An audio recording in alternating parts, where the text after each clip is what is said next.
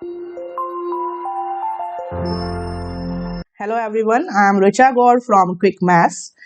Exercise 8.3, question number 2.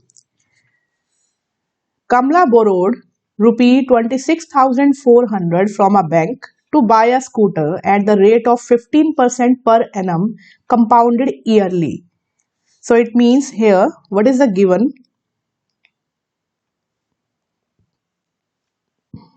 Solution. Given parameters in first line are principal is 26,400 and the rate of interest is 15% per annum. It is per annum compounded yearly. It means here we will use the compound interest formula. What amount will she pay at the end of 2 years and 4 months? So time कितना दिया हुआ है? 2 years complete दिए हुए हैं plus साथ में 4 month भी दिए हुए हैं. तो आपको यहाँ साफ समझ में आ रहा है, ये ऐसा क्वेश्चन हम पहले भी कर चुके हैं फर्स्ट क्वेश्चन में कि 2 इयर्स तो कंप्लीट है. तो कंप्लीट 2 इयर्स का मतलब ये है इकट्ठे 2 साल. इकट्ठे 2 साल के लिए हम क्या निकालते हैं? Compound interest. ये फॉर्मूला अप्लाई करेंगे.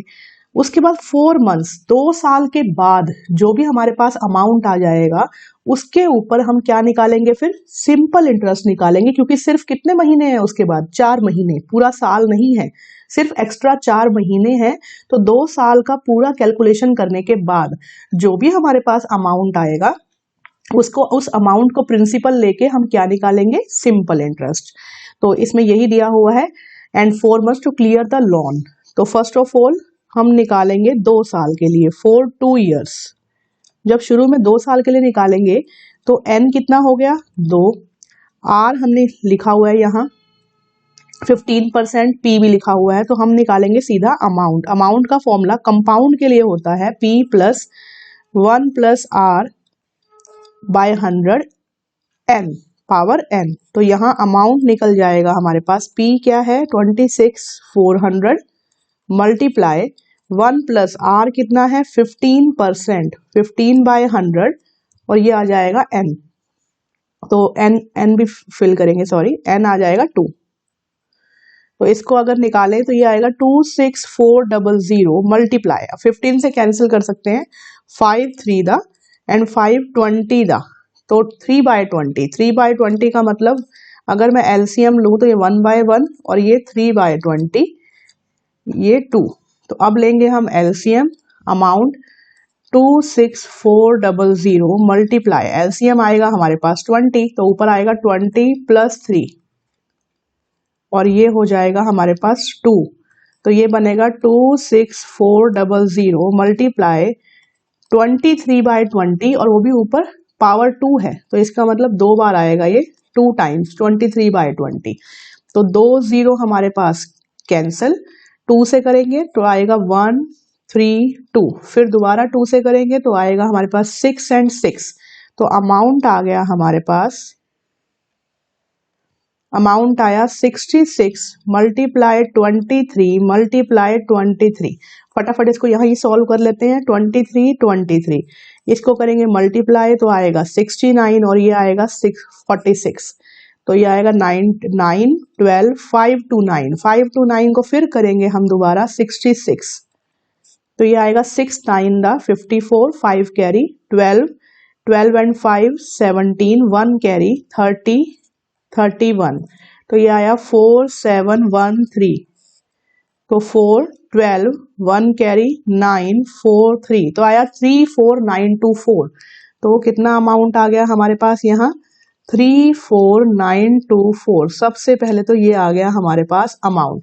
अब ये कर रही हूं मैं रब, सो दैट हम आगे कर सके इसको फर्दर कैलकुलेशन. ये आ गया अमाउंट. अब ये अमाउंट जो है ये आया 2 साल के बाद.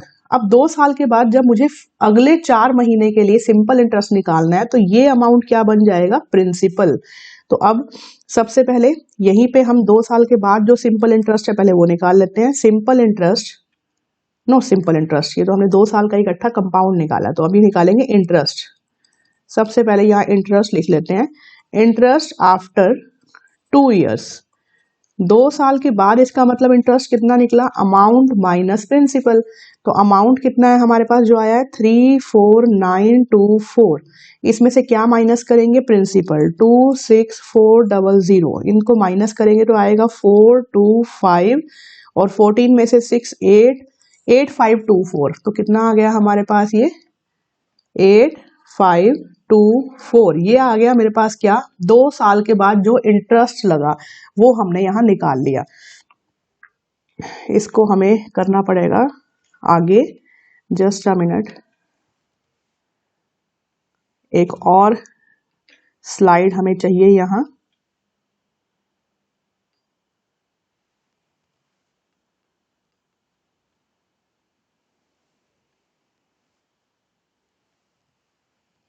यस, और क्वेश्चन नंबर है ये 2। ठीक है, अब करते हैं इसको आगे। देखिए इंटरेस्ट आ चुका, अमाउंट आ चुका, अब इसी अमाउंट को हम आगे लेके चलेंगे। 34924, तो यहाँ लिख लेती हूँ मैं, अमाउंट आया है 2 साल के बाद 34924, ये आया है जिसको मैं एक्टिंग प्रिंसिपल कहूंगी 2 साल के बाद। और इंटरेस्ट आ गया है मेरे पास, इंटरेस्ट आफ्टर 2 ईयर्स, 2 साल के बाद जो हमने निकाला है वो है 8524। तो ये हम निकाल चुके हैं 8524। अब निकालेंगे अगले 4 मंथ्स के लिए, तो लिखेंगे 4 नेक्स्ट 4 मंथ। अब मंथ के लिए तो हम नहीं निकालेंगे, ईयर में लिखेंगे। ईयर का मतलब क्या हुआ, 4/12 मतलब 1/3 ईयर्स। इसको हमने 12 महीने से कर दिया, तो मेरे पास कितना टाइम आ गया, 1/3 ईयर्स। अब मैं निकालूंगी सिंपल इंटरेस्ट, जिसका फॉर्मूला है P into R into N by 100।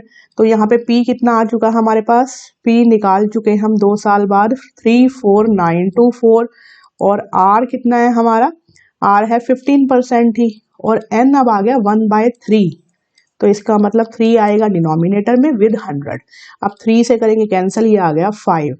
अब हम जीरोस को नहीं करते cancel, as it is multiply करते हैं, सही रहेगा वो, क्योंकि जीरो डेसिमल का रेप्लिकेशन ले लेंगे।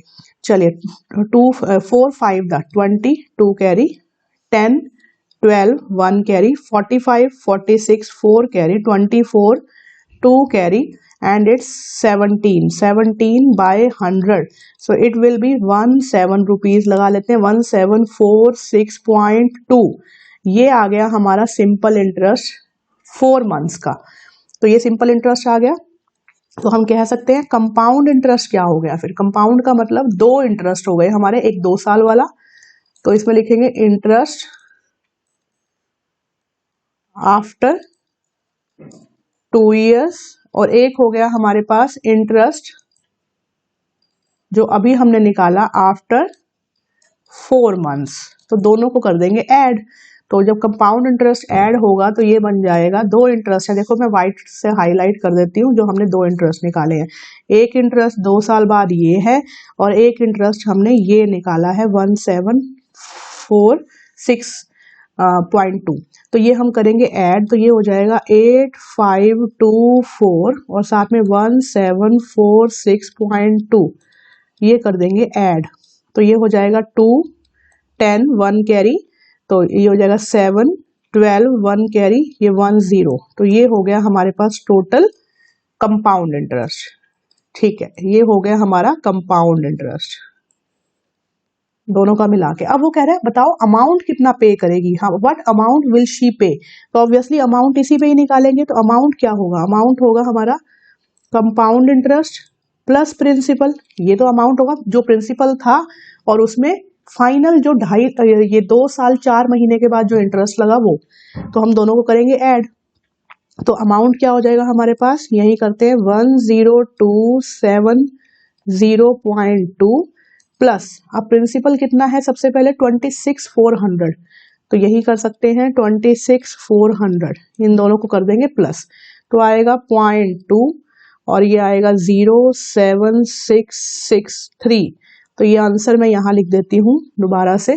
तो यहाँ आया टोटल अमाउंट कितना हुआ हमारा, ₹36,670.2, ये हो गया हमारा अमाउंट जो हमने कंपाउंड इंटरेस्ट में आपके जो प्रिंसिपल है 26,400 को ऐड किया और हमारा फाइनल अमाउंट निकल गया जो उसने पे करना है 2 ईयर 4 मंथ्स के बाद। तो this is the answer for question 2। Thank you.